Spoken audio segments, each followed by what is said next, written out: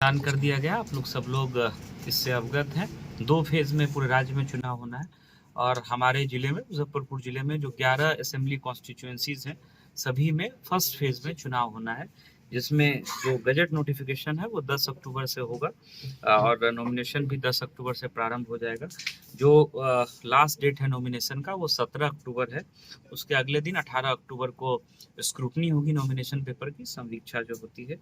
Withdrawal की तिथि 20 अक्टूबर है, सोमवार के दिन, और 6 नवंबर को चुनाव होगा। 14 नवंबर को जो है वो काउंटिंग होगी।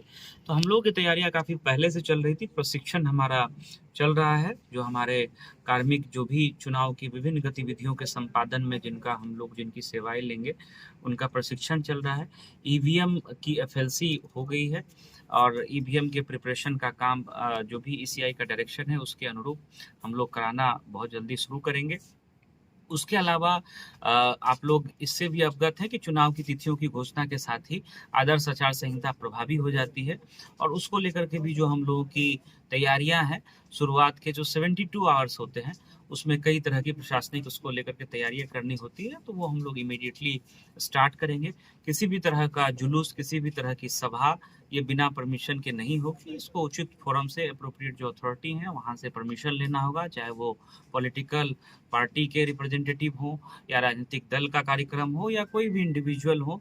तो राजनीतिक किसी भी तरह के कार्यक्रम के लिए परमिशन की आवश्यकता होगी। ये एक महत्वपूर्ण जो है एमसीसी के इन्फोर्स होने के बाद से एक महत्वपूर्ण बदलाव शुरू हो जाता है। इसके अतिरिक्त जो हम लोग सभाएं या जुलूस के लिए जो हम लोग परमिशन देते हैं, तो सिंगल विंडो सिस्टम हमारा इमीडिएटली फंक्शनल हो जाएगा। और जो हम लोगों ने राजनीतिक दल के प्रतिनिधियों को वोटर लिस्ट की कॉपी उपलब्ध कराई है, कल पुनः हम लोग राजनीतिक दल के प्रतिनिधियों के साथ बैठेंगे, चाहे वो आदर्श आचार संहिता की बात हो, नॉमिनेशन की प्रक्रिया के बारे में बात हो, या चुनाव के दौरान जो विभिन्न प्रकार के परमिशंस लेने होते हैं उनके बारे में हम लोग सभी राजनीतिक दलों के प्रतिनिधियों को विस्तृत रूप से हम लोग अवगत करा देंगे। कुछ जो नए बदलाव हैं उनके बारे में मैं आपको बताना चाहूँगा, जो ईसीआई के स्तर से हुआ है। सभी बूथों पर जो है मोबाइल फ़ोन रखने की सुविधा होगी। एक हमारे कर्मी रहेंगे।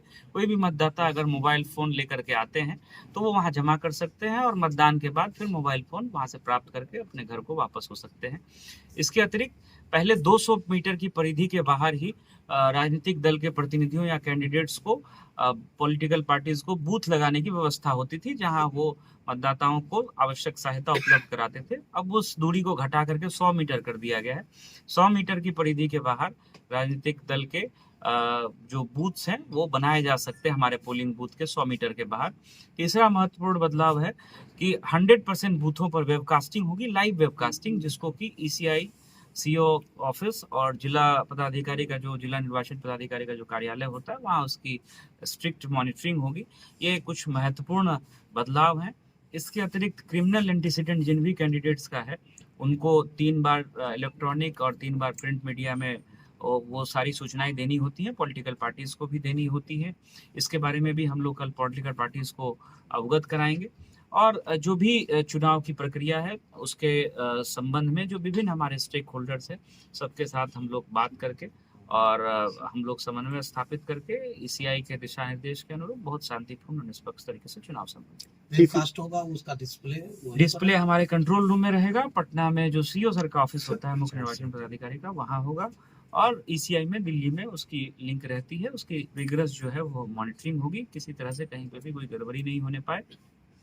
लॉ एंड ऑर्डर को लेकर के सीएपीएफ की जो पैरामिलिट्री फोर्सेस की कंपनीज काफ़ी संख्या में आनी जिले में शुरू हो गई हैं। हम लोग जो एरिया डोमिनेशन का एक्सरसाइज करते हैं वो हम लोग इमीडिएटली स्टार्ट करेंगे। इसके अतिरिक्त जो स्टैटिक सर्विलेंस टीम है वो 10 अक्टूबर से, जो डेट ऑफ नोटिफिकेशन है, गजट नोटिफिकेशन, उस दिन से प्रभावी हो जाएगा। फ्लाइंग स्क्वाड की टीम हमारी वो घोषणा के साथ ही प्रभावी हो जाती है। कहीं पर कोई शिकायत आती है तो फ्लाइंग स्क्वाड को पहुंच करके उसकी जांच करनी होती है। सी विजिल ऐप वगैरह है जहां 100 मिनट के अंदर जो भी उस पर शिकायत आती है उसका निराकरण करना होता है। तो सारी प्रक्रिया जो है चुनाव की ईसीआई के डायरेक्शन के अनुरूप हम लोग ससमय संपन्न। वोटरों का जो कुल मतदाता है उसके लिस्ट कब तक जारी कर दिया है?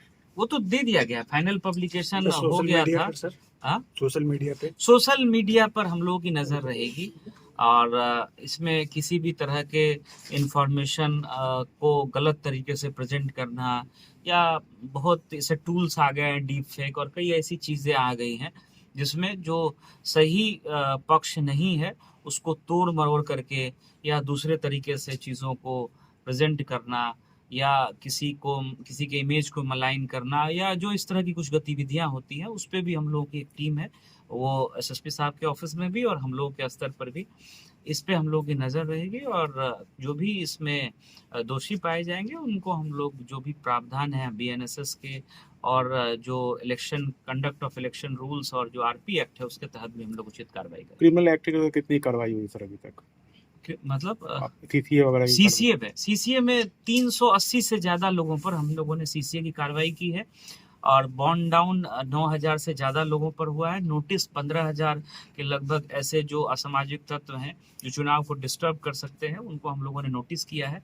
9,000 लोगों से बॉन्ड ले भी लिया गया है। इसको हम लोग और तेज़ी से ऐसे लोगों को चिन्हित करके कार्रवाई करेंगे और सीसीए 380 से ज़्यादा लोगों पर सीसीए के तहत हम लोगों ने जो है आदेश जारी करके उन लोगों को हम लोगों ने एक तरह से निरोध करने का प्रयास किया है।